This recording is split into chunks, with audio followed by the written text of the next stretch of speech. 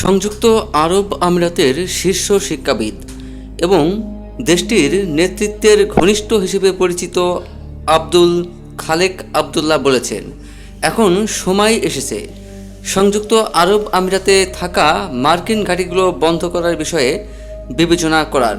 তার মতে এগুলো এখন আর কোনো কৌশলগত সম্পদ নয়, বরং একটি বোঝা। রবিবার সন্ধ্যায় সামাজিক যোগাযোগ মাধ্যমে এক্সে দেওয়া এক পোস্টে তিনি এ মন্তব্য করেন। এর আগে বার্তা সংস্থা রয়টার্সের কাছেও তিনি একই ধরনের বক্তব্য দিয়েছিলেন।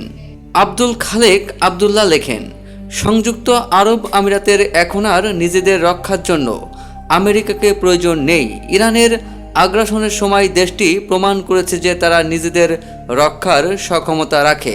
তিনি আরও বলেন, সংযুক্ত আরব আমিরাতের এখন যা প্রয়োজন তা হলো আমেরিকার সেরা এবং অত্যাধুনিক অস্ত্রশস্ত্রগুলো সংগ্রহ করা।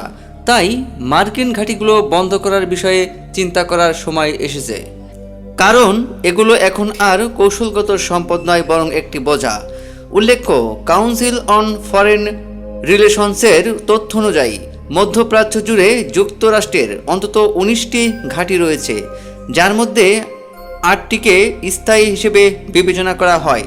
যুদ্ধ শুরুর আগে এই অঞ্চলে প্রায় 40,000 মার্কিন সেনা মোতায়েন ছিল। এর মধ্যে সংযুক্ত আরব আমিরাতে রয়েছে 3,500 মার্কিন সেনা।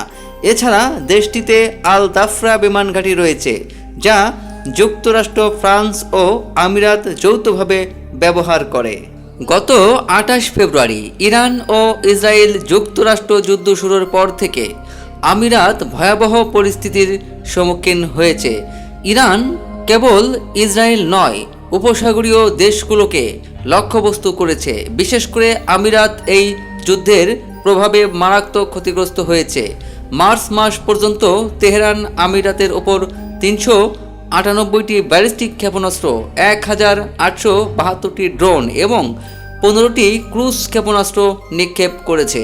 এই যুদ্ধের ফলে সংযুক্ত আরব আমিরাত কয়েক দশকের মধ্যে সবচেয়ে বড় অর্থনৈতিক ক্ষতির মুখে পড়েছে। দেশটির অর্থনীতি মূলত পর্যটন, রিয়েল এস্টেট, লজিস্টিক্স ও অর্থ খাতের উপর নির্ভরশীল। প্রাপ্ত তথ্য অনুযায়ী গত কয়েক সপ্তাহে দুবাই ও আবুধাবির শেয়ার বাজারে $120 বিলিয়ন বেশি বাজার মূলধন কমেছে। পাশাপাশি 18,400টির বেশি ফ্লাইট বাতিল হয়েছে। মার্চ মাসের শেষ নাগাদ দুবাইয়ের রিয়েল এস্টেট সূচক যুদ্ধের আগের তুলনায় অন্তত 16% কমেছে। যদিও আমিরাতের ওপর চালানো অধিকাংশ আক্রমণ প্রতিহত করা সম্ভব হয়েছে, তবে ক্ষেপণাস্ত্রের ধ্বংসাবশেষের আঘাতে আবুধাবি ও দুবাইয়ের ক্ষয়ক্ষতির ঘটনা ঘটেছে। এর মধ্যে বুর্জ আল আরব, পাম জুমেইরা, দুবাই বিমানবন্দর এবং ফুজাইরা তেল শিল্প অঞ্চল অন্যতম।